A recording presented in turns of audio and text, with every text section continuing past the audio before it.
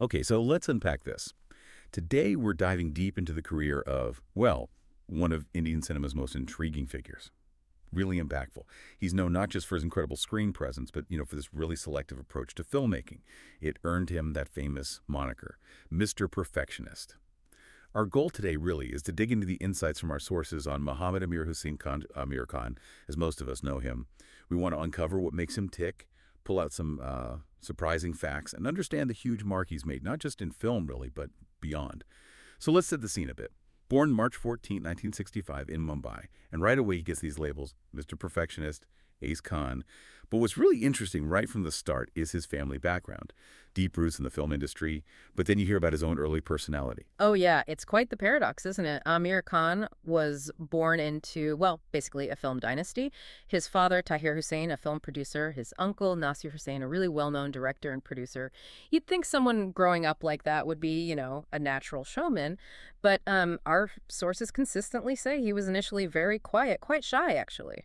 That's such a fascinating contrast, this quiet kid surrounded by, the whole glitz and glamour of cinema. So what pushed him then? What do you think made him eventually drop out of Narsi Munji College to go into acting? Seems almost like destiny, even for someone shy. I think it points to a kind of deep, quiet resolve, maybe. Despite the shyness, that environment must have given him a profound respect for the craft. Dropping out probably wasn't just a whim. It feels like a very focused decision, and it really set the stage for the thoughtful, selective career we're going to talk about. Absolutely. So over this deep dive, we're going to trace that journey from those quiet beginnings, his first steps into film, through the evolution of this incredibly selective, impactful career, then look at his work beyond acting, which is significant. And finally, how he's really shaped cinema and society, his legacy. And those first steps, they started really early, didn't they? Remarkably early. Yeah, he was on screen as a child actor, just 8 years old. That was in his uncle's film Yadon Ki Barat way back in 1973. Right, but the official lead debut, that came quite a bit later. Much later, 1988. Kayamat Se Kayamat Tak opposite Juhi Chawla. And that film wasn't just like a hit, it was huge. It basically launched him as the romantic hero, defined his early image for many people. But here's where it gets really interesting, because he didn't just, settle into that mold. He quickly developed what became his signature thing, that Mr. Perfectionist approach, known for being incredibly selective and always bringing fresh, sometimes really unconventional ideas to Indian cinema. That really set him apart, didn't it? It really did, and you see that selectivity clearly in his film choices. It's not just a list of hits, it's like a story of calculated artistic risks. After Kayamat Se Kayamat Tak, sure, he had another big romantic hit with Dil in 1990, the Mathuri Dixit, but then you see him start to subtly push the boundaries. Yeah, exactly. Like Jo Jita Wuhi Sikandar in '92. More than just a youth sports drama, right? Yeah. It became a total classic. And then Hum Hain Rahi Pyar Ke in '93, that charming family comedy romance, showing his range even within commercial films, followed by Raja Hindustani in '96, which is just a massive, massive box office success. Cemented his bankability. But that commitment to variety, it really peaked in the late 90s, early 2000s. In '99, he did Sarfarush, a really gritty, patriotic thriller, such a stark contrast to the earlier stuff, proved he could carry serious genre films. But 2001, wow, that year really redefined things for him. Oh, absolutely. 2001 was huge. He starred in Lagan, an Oscar-nominated epic sports drama. And it didn't just get nominated, it somehow captivated a global audience, which was rare then for an Indian film. That whole underdog story, the setting. Right, the colonial backdrop, the cricket, the music, Yeah. it just clicked. And then in the same year, he also did Dil Chahta Hai, which became this instant cult classic, so modern, so fresh in how it portrayed youth friendships, totally broke away from the old tropes. It really did. To have two films like that, so different, yet both so incredibly impactful in just 1 year, it says a lot about his vision, It's pretty remarkable. And he just kept blending entertainment with that social resonance.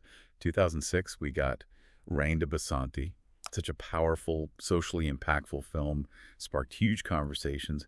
And then 2007, he takes this massive leap, directing for the first time with Tare Zameen Par. And Tare Zameen Par, that wasn't just a movie. It felt more like a social intervention almost, focusing on child dyslexia. It brought this critical, often misunderstood issue right into the mainstream, so much sensitivity. Yeah. A really risky subject for a debut director, but clearly something he cared deeply about. And he didn't stop taking risks. He smashed box office records with Gajini in 2008, pure action thriller, showed his commercial power again. And then Three Idiots in 2009. I mean, that wasn't just an all-time blockbuster. No, it carried that powerful social message about the education system, resonated so deeply with millions. Yeah, absolutely. And that trend, blending entertainment with really profound social commentary, it just got stronger. PK in 2014, for example, a satire questioning religion and blind faith. I mean, that was bold. Very bold. Go ahead. Caused quite a stir. It did. Lots of discussion, good and bad. And then 2016, Dangal, based on Geeta Phogat's story, The Wrestler, became one of the highest-grossing Indian films ever. But more than the money, it had this tangible impact, didn't it?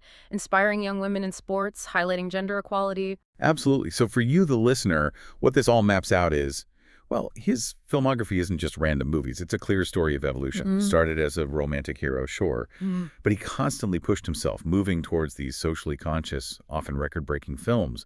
It really shows his adaptability, his willingness to take creative risks, and this unwavering commitment to making an impact, not just chasing success. And beyond the screen, his impact is just as profound, really. The awards. Oh, numerous awards. Multiple national film awards, Filmfare Awards, Best Actor, Best Director. The industry recognized his talent, That's right. but it goes beyond the film world. The Indian government gave him two very prestigious civilian honors, the Padma Shri in 2003, that's the fourth highest civilian award, and then Padma Bhushan in 2010, the third highest. Yeah. That shows his cultural influence goes way beyond just acting. Plus, he's recognized internationally for promoting Indian cinema. And it's not just cinema or awards, is it? In 2012, he did that TV show, Satyam Jayate, a talk show, but it tackled really serious social issues. Female feticide, dowry, child abuse, corruption. How did people react to that? Did it actually make a difference? Oh, massively impactful. It sparked national conversations like few TV shows ever do. You know, after the episode on female feticide, there was a noticeable spike in public discussion, even reports of authorities taking more action. He used his huge fame to bring these really uncomfortable truths into people's living rooms. It genuinely contributed to social awareness, influenced policy talks. It showed the power of that platform for real change. And he backs it up with action, too, right? His philanthropy. Yeah, he's actively involved, focuses on education, health, rural development, consistently uses his fame to raise awareness for these issues. On the personal side, just briefly, he was married to Reena Datta first, back in '86. That's right. They had two children, Junaid and Ira. They divorced in 2002. Then he married filmmaker Kiran Rao in 2005. They have a son, Azad Rao Khan, born via surrogacy. And while they separated in 2021, they still co-parent, which, again, for someone so public, it shows a kind of modern, mature approach. So looking at the whole picture, Aamir Khan's legacy, it's really is an iconoclast, isn't it? Seen as one of the most innovative, socially responsible figures in Indian cinema. That famous perfectionism, the bold script choices, and notably his refusal to attend award shows. Yeah, that last point is huge. He maintains that stance on principle. Yeah. Feels like such a radical choice in that industry. It's incredibly significant, I think. In an industry often driven by appearances and awards, his deliberate distance, it really highlights his focus on the work itself, the message, over just commercial validation. It makes you ask, how does one person's commitment to principles like artistic integrity or social conscience, how does that shape a whole industry? He is without doubt hugely respected in India and abroad for pushing boundaries, challenging norms, using his craft for something bigger. So wrapping up this deep dive, what we've really seen is that Aamir Khan's career isn't just about the box office. It's a powerful example, isn't it? An example of how considered choices, that commitment to making a difference, can have such a lasting impact. It's not just fleeting entertainment. Exactly. And when we talk about Mr. Perfectionist, maybe it's not just about the meticulous filmmaking.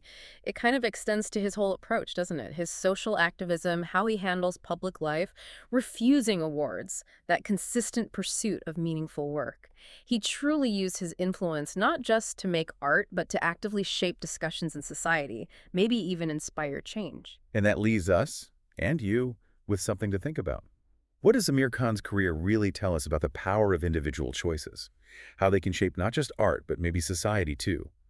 Or perhaps, how different would the entertainment world look if more artists adopted that kind of blend? You know, artistic integrity and social conscience, something to mull over until our next deep dive.